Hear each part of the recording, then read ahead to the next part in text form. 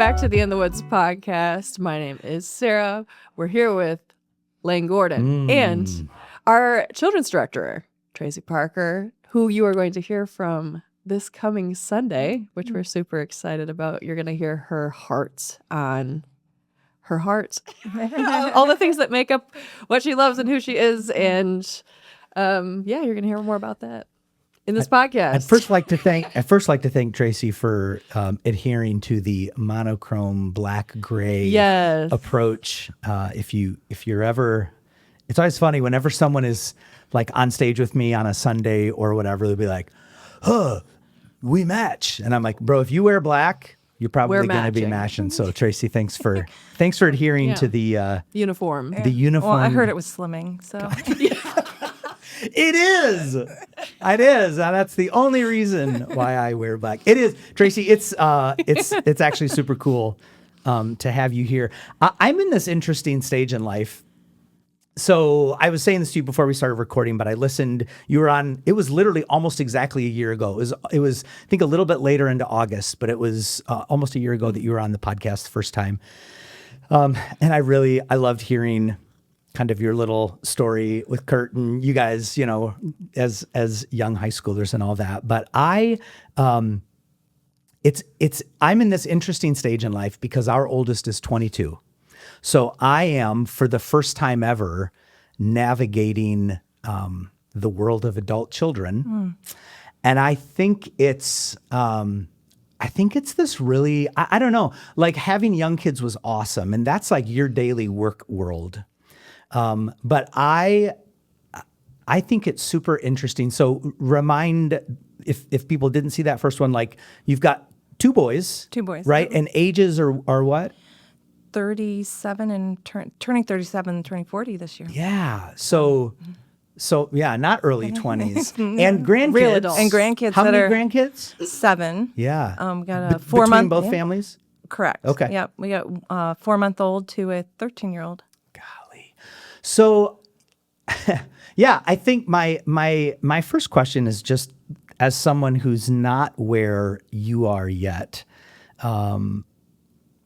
but I'm moving in that direction. So like I said, my oldest is 22, is dating a really great guy who I think is, you know, going to be a part of the family within the next year or so. And he dude loves Jesus and is just really, he's chasing after all of the right things right now. My daughter's heart, as well as all of the right things in the realm of just having good men around him and all that. But I wonder if you would what advice do you have for me? And I mean this honestly, as I am entering into a stage that, you know, you're well past, you know, it's been probably a good 15 years or so since your boys were married. But for a lot of times people have advice for parents with young kids. I would love to lean into thoughts that you have about parenting adult children and what that looks like. Yeah. And how I do that well. 22 and 19 are my two oldest. Mm-hmm. Yeah. I think a lot of times we kind of think that they don't need us anymore, you know, and we start to loosen up on maybe the influence in their lives, and they really actually need us a lot more. Yeah. It's just in a different way, and you're kind of beholden to them as to when they want to approach you about their needs. And so having that consistent, you know, access to their life in a non-intrusive way allows you to speak into them continuously. And then when they need you, they really need you because they've got big adult decisions that they're trying to make. Yeah, that's good. Yeah, it is interesting. I find that both of my, I'm calling 19 years old an adult. I mean, we're getting there, but still, their questions are different. Their needs are certainly different, right. And the things that they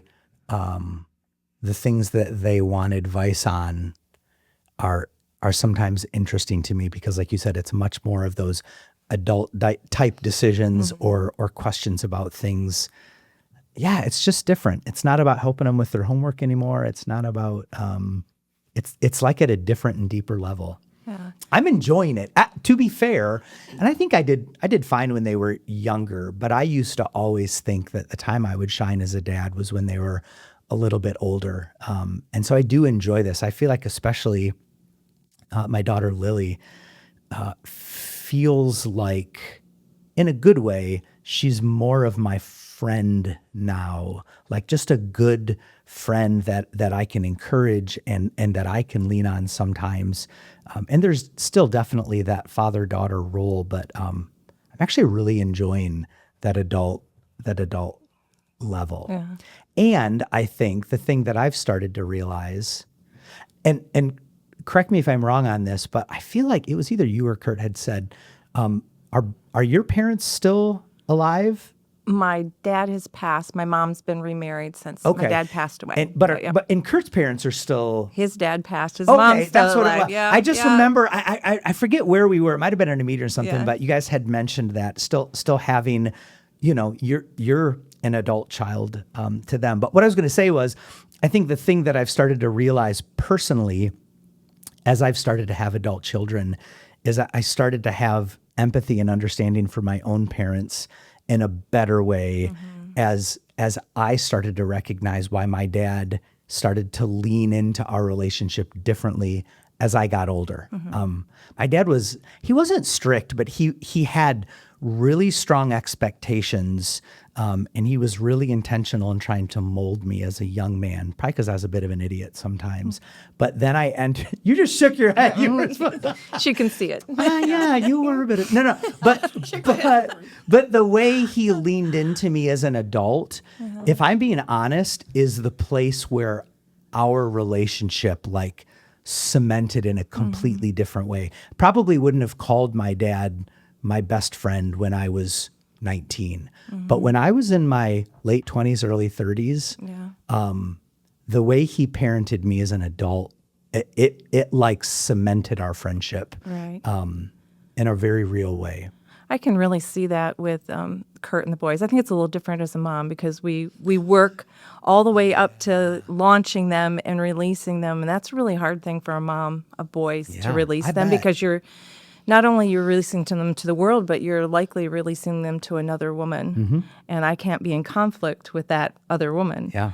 So that's been an interesting transition, but I see It's a great point. Yeah, it's a really interesting ride. Yeah. I've got great daughter-in-laws, but trying to find that path and like I don't want to repeat what I see out there sometimes. Like that's not healthy. But I see Kurt as a father of the boys in their 30s and now one turning 40 this year. Just how deep their relationship is. Like it's there for solid, advice. And what do I do, Dad? Now you've got. I'm seeing from your past and things you went through, they're connecting with. Yeah. Like they're starting to go through some of the same life circumstances. And they're like, oh, I need your wisdom differently. Yeah. So he's able to really speak into them differently in that way, where I think as a mom, maybe because I'm just not like a super strong personality, like I'm a softer place to land. Yeah. They're like, "Hey, Mom, come pray with me You're about there for this." the comfort. I love The comfort mode. Bake me something and let's have a conversation. And so it's a little bit different where Kurt still takes that really firm leadership position with them and can walk them through it like a man. Yeah, a mom of two boys. My mom is a mom of two boys, and I think what you're describing feels familiar to my mom at some point, taking a bit more of a my mom is also not a very strong personality. My dad carried a lot of that in their relationship, but I know as a mom of two boys, and she loved that, but she oftentimes, let my dad, as we got older, step into that role. And then being you and your sister, and I know, because I remember observing this, like that friendship that you had with your mom hit differently, again, because like she was a mom of two daughters, not of two boys, and that, I don't know, it's just such an interesting thought to me. And you and your mom were good friends. Do you remember that passage where what was it like when you were a teenager? Was that friendship always there? Or do you remember a shift happening as you became an adult where she almost leveled into that, like, I'm going to lean on you more as a friend and less as a mom? How did that play out when you were younger?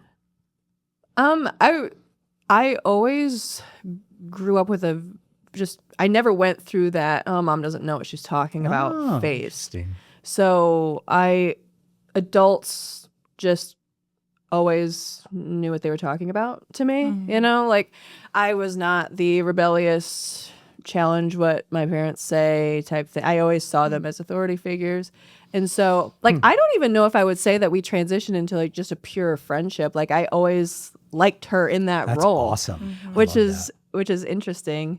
But I will say that, like, when you leave the house, like, and you get to observe your parents being human beings. Yes. Yep. Like, you just, I think I just got I started to love who my mom was just as a girl and as a woman, and seeing who she was and what she would choose to do outside of, you know, caring for my sister and I. Like, that was one of my favorite things to observe, was just watching my parents from a distance, because we just don't get to see that. I mean, they were always their own people, and they had their own little hobbies and things that they loved together. But I mean, when you're the kids in the house, like, there's always an element of them taking care of you, or just a dynamic there that's different than them having the house to themselves. So I would say that was a real big just turning point, to just be able to observe my parents as, oh, this is what it would have been like before.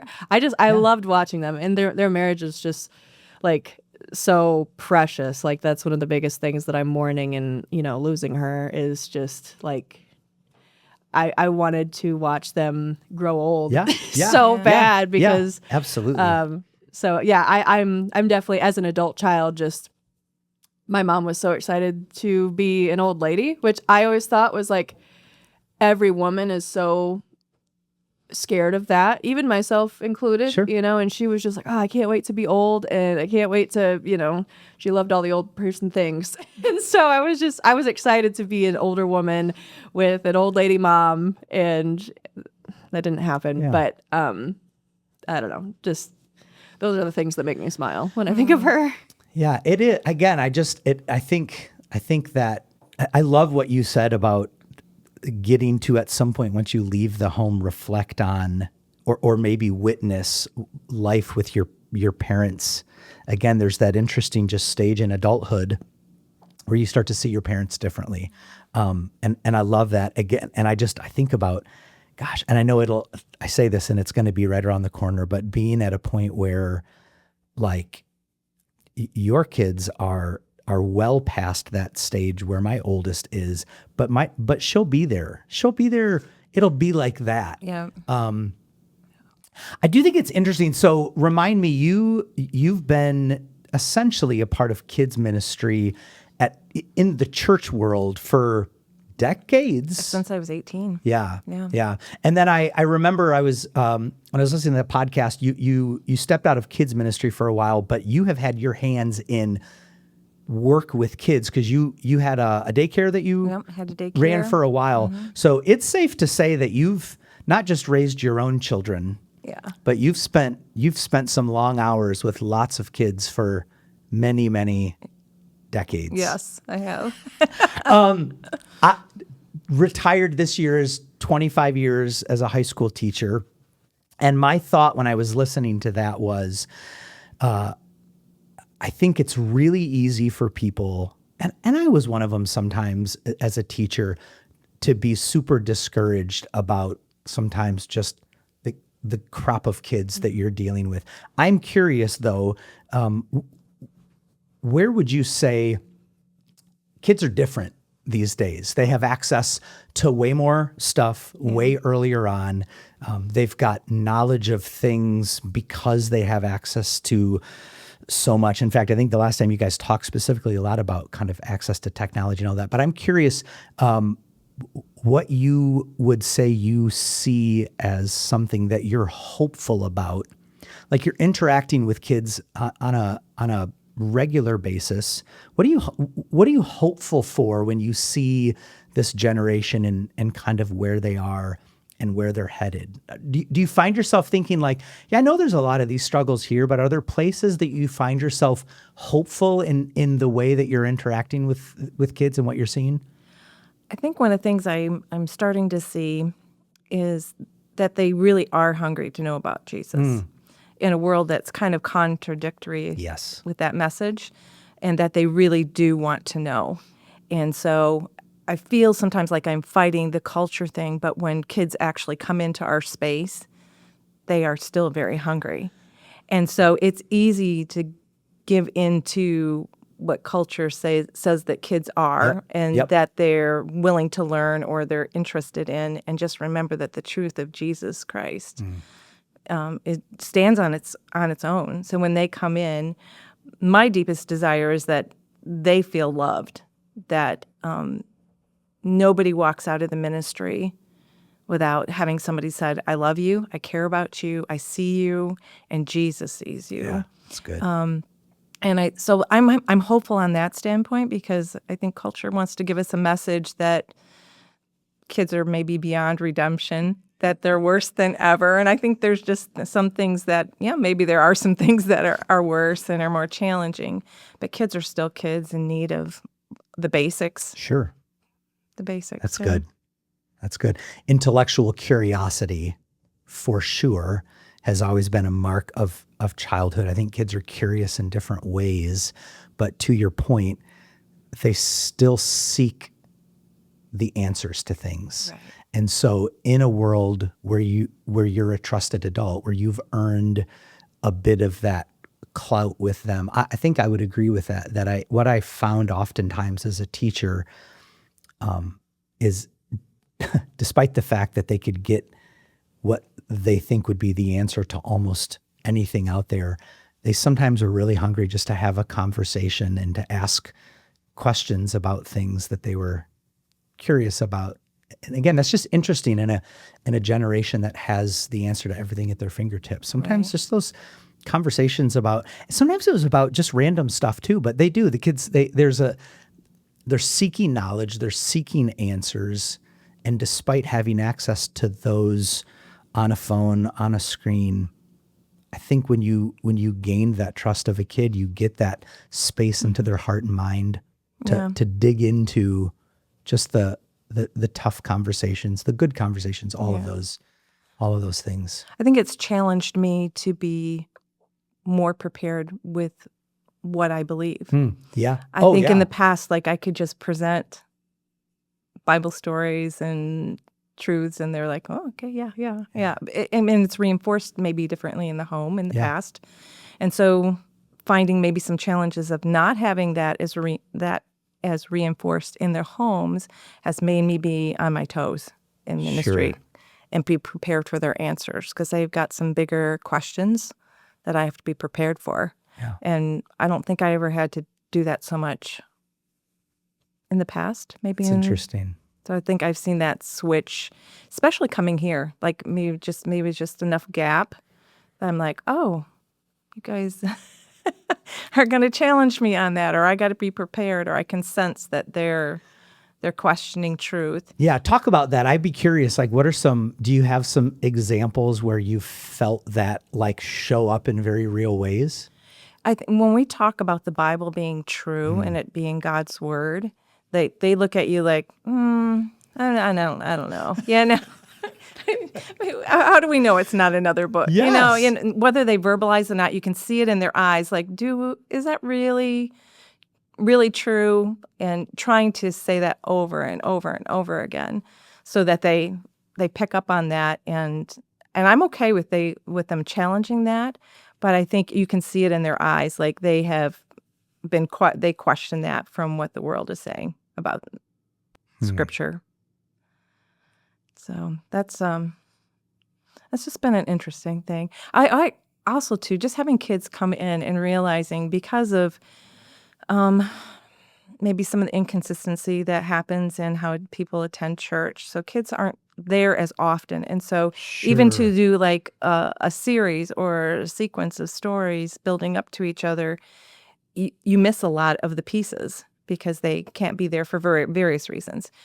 And then having a child walk in and going, I had no clue that was what Christmas was about. You know, and that shocks me. Like I would have never even thought that as a child that wasn't the truth. Even hearing both sides of, the Santa versus the Jesus thing, like I still knew about it. And they were like, I had one week where a girl was just completely like, I have never heard that story I didn't before. know that was a thing. And I said, that's so knowing that is in the room, you have to kind of hit the whole spectrum. And then you have other kids like, we're talking about this again. So, some kids are well prepared and they've had that foundation or hit enough of it that it sets with them and they know it's truth. And there's other kids who walk in like, I have no idea what a baby Jesus is. So that's sobering to me. Yeah, that is. It's interesting that you say that because again, I'm always trying to draw a parallel, and for me, it would have been more like, a student's exposure maybe to literature, and so I might be in an English class mentioning something that most kids would know about just because maybe they have a parent that read to them or engaged them in some way. But you're right. There was always this. There was always this spectrum of like awareness and knowledge. And I think one thing as a teacher, I always had to be very careful about was to not assume that everybody in the room knew who Shakespeare was without me going, okay, so back up really quickly. Yeah. Here's why this guy's kind of a big deal. Like we can very easily fall into this, I don't know if trap is the right word, but this misconception that some of those baseline things everyone knows. And to your point, and it could be different depending on, region. You definitely have some areas where maybe family units might be a little bit stronger. And so you've got a bit more of a structure depending on, I could imagine throughout, the country or the world that could also be on a spectrum. But in the end, just always remembering that some of those baseline things, you might have some kids in a room that have no foundation for what it is that you're talking about. Their mom and dad might be checking something out for the very first time at big service. Yeah. And so they've passed them off to you. Yeah. Said, yeah. Well, I think knowing that kids come in not knowing certain, traditional stories that we would have all walked in makes me realize their parents probably don't either. And so I often think when they sit in a service and something is referred to and you just kind of pass by who David is or whatever, like, well, who's David? Who's Joshua? Like, what's the history behind that? And they're just sitting there nodding and they're looking for the pieces of personal application because they have no idea the context of that unless you're going to do some expository work on who they are. So I lately, probably in this past year, have really been impressing, like when we turn to a scripture reference, like who wrote this? Where is it in the Bible? Why is it there? What were they trying to teach us in the midst of this? And give them some context to know that it wasn't just some random verse in Psalms, that, somebody wrote that for them and he loved music and played a harp and sang and danced and give them some context to, why they're hearing that is really important. So I'm just really aware that people come in all different places. A good teacher has to be. Yeah. I mean, we've got everything from kids who are well-versed because they go to a Christian school here and they're like, one more time. Every day, 5 days a week is. One more time, And so you got that whole spectrum there. You just think about the different kids that we have walking through our doors and our families what their needs are. And so it's very diverse and sometimes complicated to speak into all of their lives. But I think when they can walk away and know that God loves them, that the church loves them, the teachers love them, I love them, I want them to walk out many times that morning and have heard that they're loved, that I don't ever want a child to come through here not knowing that, so that their hearts are receptive to whatever else we're going to teach them. So, and I think sometimes for them to hear that, again, you can imagine there's a spectrum of different family makeups and different experiences. I think when a kid in a classroom knows that that's a safe place to ask questions, where they're reminded that they're loved, where they're reminded that there's value and worth, those tend to be like life-changing things. They start to feel, they start to feel that value and that worth, which of course would be everything that Christ would want us to remind them of. But again, to the point of, I'm always trying to think of that connection. I think of where I found sometimes my biggest successes in a classroom really wasn't always about curriculum. It was just about that kind of that routine, mundane, just approach to just class in general, and having, yes, expectations, but reminding kids, that I do care about them, and I do love them, and I do want them to feel the challenge to do well at things. And oftentimes the things that I would hear from them is, this was always interesting to me, but I would have kids sometimes that would just say like, I just never wanted to disappoint you. And I was like, well, tell me about that. Because I mean, I could turn it on if I needed to and be like, hey, not a chance. That's not the way we do. But for the most part, it was I just wanted to love them well. I wanted to offer the plate of, here's what we're doing today. Here's what doing well at this looks like. Hey, I think you could do a better job at that. But I would hear that from kids a lot. Like, I just wanted to do well for you. I didn't want to disappoint you. I was always like the worst if you were like, I just wish you could have, I don't know.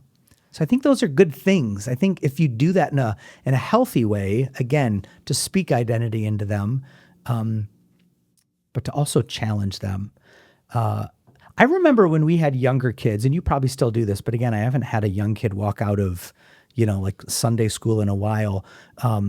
Does a kid leave on a typical Sunday with kind of a, here's what we talked about today? Because I think one other question I would have for you is how do parents support what you do on any given Sunday?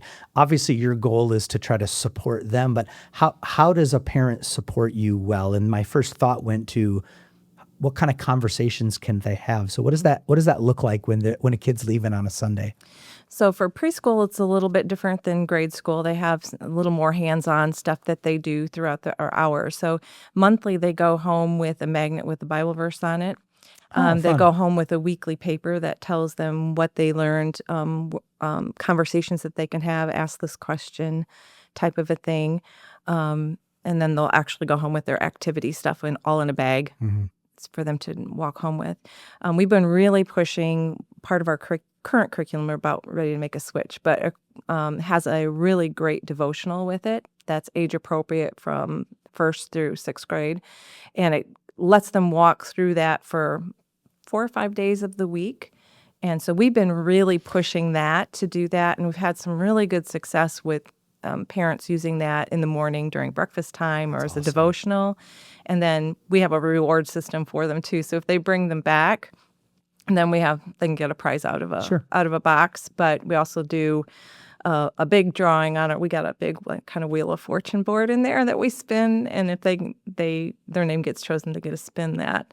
And then if they meet a big reward, like we will do like a 3 or 4 month challenge. If you bring your papers back after having done them all week and your parents have signed off on them, then we have a great big party. We go to a water park or to. We've gone bowling. We have ice cream parties and stuff like that. But lots of resources. I mean, that's so great. Yeah, you equip them. So you grew up here, right? So you walked these halls as a young. You got any core memories from your days in? Did we call it Sunday school back then? I don't know. You had any core memories? Was it? When you think back, like, so for example, and I'm this old. I remember the way that they used to present Bible stories was it was called Cinefelt. Mm-hmm. So like felt Bible characters on a board. And so like the story of, it was my introduction, and sometimes they weren't Bible stories because this was about a book, but I was introduced to Pilgrim's Progress, the story of Pilgrim's Progress as a young man through like the old Cinefelt kind of things long before, like I was getting some content, I think it was 2 weekends ago, and you've got the kids up and they're dancing, you got the screen cranking, you've got so my core memories from that is literally watching stories being told, not even through puppets, but through like these little cutout Cenefelt. Oh, yeah. I don't The know. flannel What- graph? Well, yeah, or flannel graph. That could have been the other word. Yeah. What you got any good core memories from? I do remember the flannel graphs because they would take like almost like a naked looking Bible Yes. character and they would peel it onto the Yep. flannel graph and then you would put his little hat on depending on what character it was. You know, like the teacher would have to build them basically as you go. This little coat of many colors. Yes. And then Build the you character. just squish it on. No, I loved that. Definitely around here, shout out to Miss Lori. Miss Lori is my core memory Okay. here. Yeah. So like, I mean, you can go back into the classroom today and everybody's still patting the Bible and the Bible is still true and all the things that, you know, was instilled into me. I talked to her not that long ago and somehow it came up of like, were you ever nervous to like, to be a volunteer, you know, or, you know, I think it was during a season where we were really trying to recruit a lot of Yeah. volunteers. And she's like, I would be nervous to go in and do Bible stories. And that just I'm like, whoever, if you're listening out there and you're like, I'm not equipped. I'm like, Miss Lori was nervous at one point. You can do it too. So, but She's like the OG for you, huh? oh, the OG. Yeah. I went to preschool here. So I always remember, snack time. Yeah. We'd have really creative snacks that would not fly right now. Core memory is we had Wonder Bread with like cream cheese frosting was our snack. That was a core That's not on the memory. menu, Tracy, for next Sunday. It's not on that pyramid now. Yeah. No, I mean, I think some of the most core memories are, I mean, music is so powerful. So like when you walk through the halls and you're hearing children sing, you know, it can sound like, oh, look, at least they're having fun in there. You're going to remember a song. And I mean, I could sing back to you. I mean, when you're like, who's Joshua? I'm like, well, Joshua fought the battle of Jericho, you know, and that's like, that becomes, sometimes that is the only core theology that adults leave with, you know? Yeah.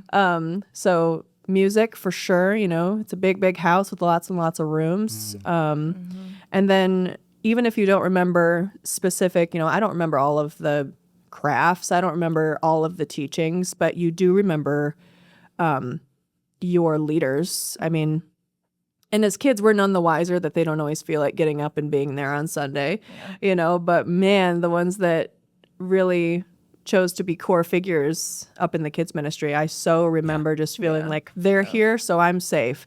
They're here, so we're going to learn something.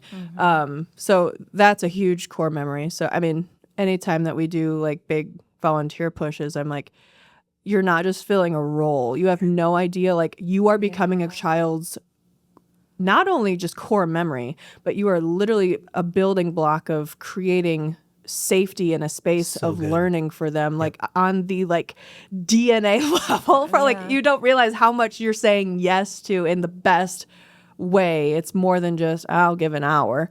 So that's always like a soapbox. That's a great point. For me, because that's the core memory. It's safety to ask questions, and especially now because I don't have kids, but I do work with even high schoolers, and like the difference even between me, who's only like 13 years out of high school, and them is so different. And like we were talking about, like not that long ago, the questions and just the general distrust that this generation has. Like you being a trustworthy person is just, man, it's just as important as the information that you present, because these kids now are growing up in a world where nothing is trustworthy. There is no basis of like, well, if it comes from here, it's real. You know, like they don't know what's real. And even as parents, like you can't say what's real. No. I mean, the kids are the ones that are going to spot what's not real, probably even before the parents are at this point. So I think we're just in an interesting place in culture where even parents aren't able to go ahead of kids and say, well, you know, this is how you deal with social media, or this is how you deal with AI. We're all walking hand in hand together and nobody knows how anything's going to go. So like being trustworthy, knowing your stuff, you know, like you said, like being on your toes with your theology, like kids don't just trust because you're not the best source of information anymore.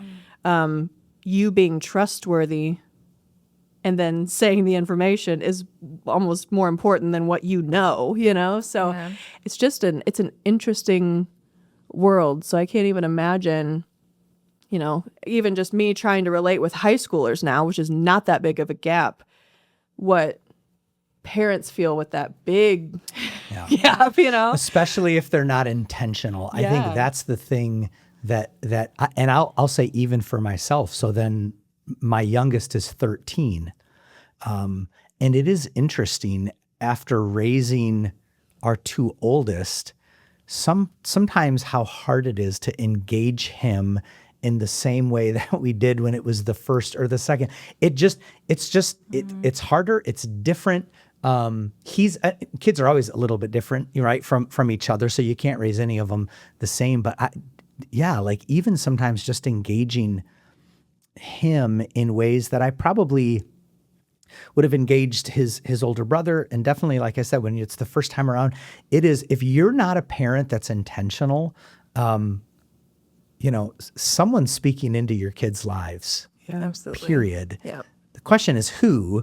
You're not going to, I don't know if it's even possible anymore to keep them, completely sheltered from all of the crap that's out there. But if you're not a trusted voice in that list of things, Someone else is. You could wake up one day and not recognize the child that you thought you had. And that's a challenge, even like I said, to myself, just to continue to be intentional. And they're fatigued. I mean, even through just being in small group with the students, they're fatigued on who to trust. It's not even just the kids, they're also trying to figure this out. And I think that, one of the hardest parts of their generation right now is also one of their biggest strengths. I love how curious they have to be and how curious they are and how rigorous they have to put their, of a process they have to put their beliefs through in order to trust them. And I think that's, back even to my generation, we'd hear the story and go, oh, great, and not ask that many questions. Was that actually better in the long run? I wouldn't say that my generation turned out, I wouldn't say it stuck for everybody, So I do think that there is something to, even though it's so much harder and it's hard to watch them go through. My heart breaks for the kids that they don't know who to trust. Yeah. They don't know what's real. But again, taking time to invest in being a place or being someone that's actually willing to say, I don't know either. That might be absolutely. how you gain trust. Yep. And not because they can also spot you being fake from a mile away. Yeah. So even just you as a parent, if you don't know, say you don't know. And that can go leaps and bounds with a child who's just looking for someone who's safe. Yeah. Well, we always say, having somebody else speak into your child's life in the way that you would want to be speaking to them is so important. I've just seen leaps and bounds of growth in our Gear 56 group because we've had amazingly consistent leaders in there, who show up every week. In fact, we started and we were rotating, and almost all of them came to me and say, we want to just all show up every week because we want to be there for the kids. I think that makes a huge difference in knowing that somebody cares every week to be there for you and is speaking truth to you, accepts you for who you are.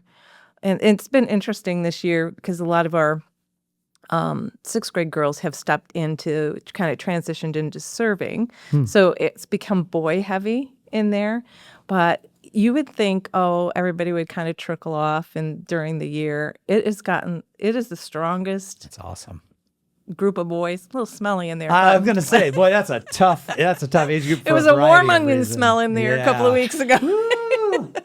I was I walked in and Val was in there. I'm like, Val, what is going on in this room? She's like, it's boys. Oh my gosh, the struggle so I'm just is real. Man, I got to do something for you guys. So pay you back for having to endure that. A baking soda.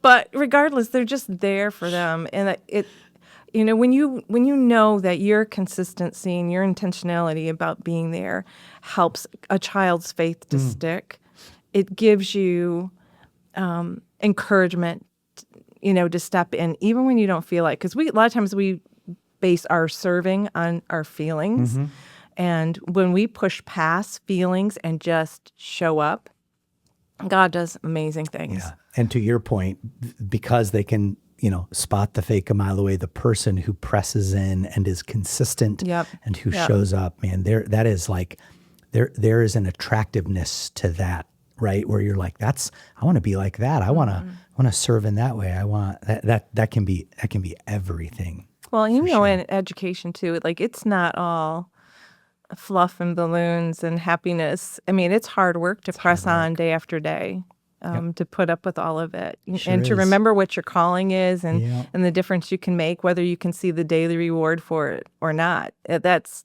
not the point of us serving, is to get the kudos out of it. The point of serving is to be in a bigger picture, to be doing something for the kingdom that God has called us to do.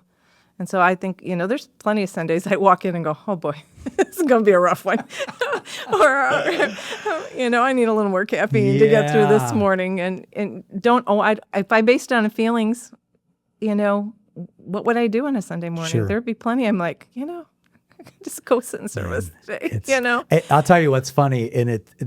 So all of this is the first August in my adult life I've not been preparing for a return to school. It's a very different feeling for me.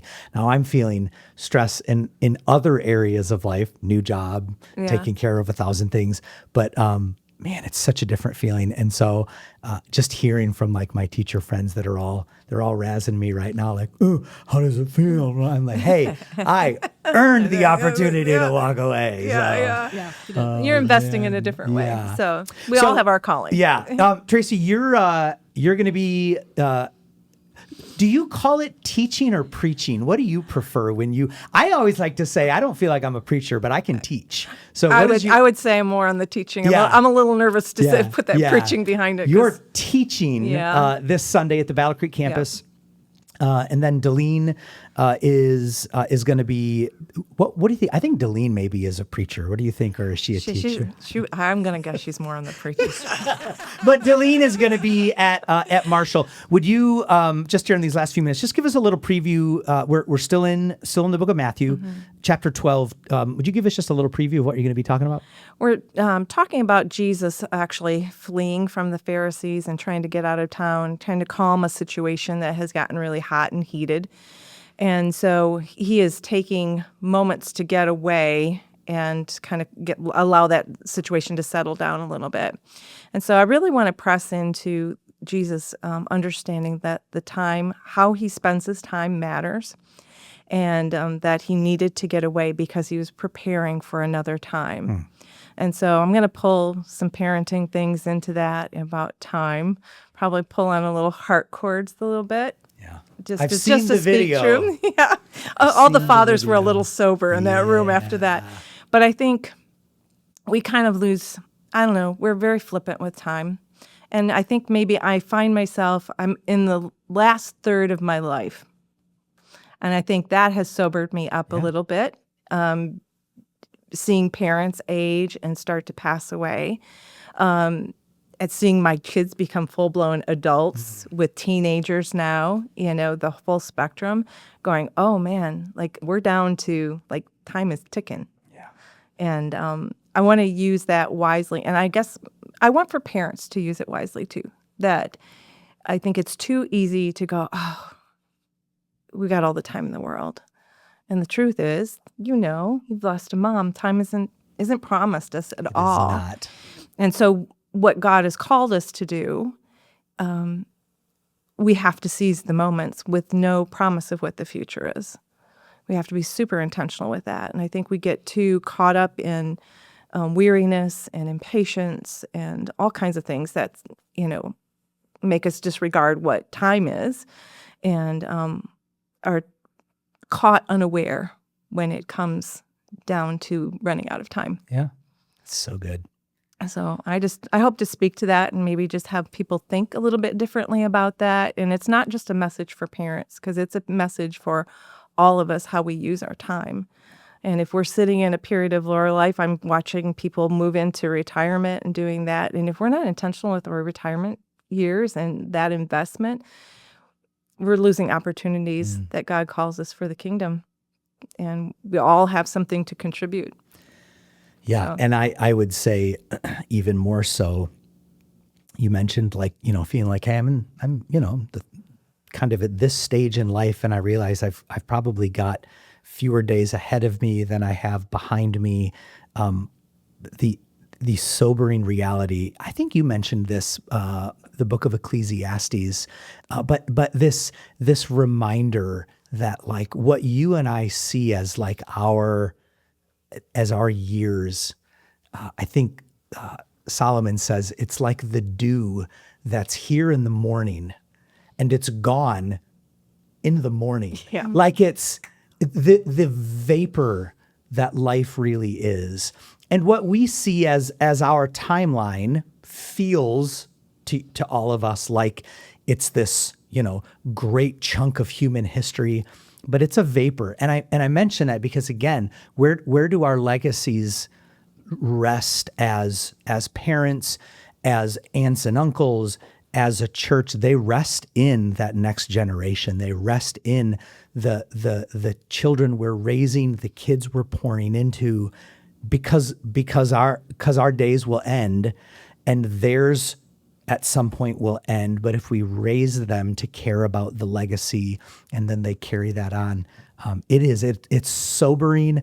It's beautiful. It's also just really difficult sometimes to process the vapor that life is. Yeah. Man. Not to drop the weight ended of on a this, happy but note there. It's true though. I don't know, but there is a richness and a beauty to that, I think, that then makes me say, so then make every day count. Mm-hmm. Like I might go home and engage I'm not joking when I say this, I might go home and engage my 13-year-old differently this evening, because I've just felt like there's a challenge that I almost feel there, like, even though 13 is a tough age, but like those days are coming to an end, and he's going to be 19 and then he's going to be 22. And then my wife are going to be looking at grandkids, and then we're going to like, those days are coming. And ending quickly. Yeah.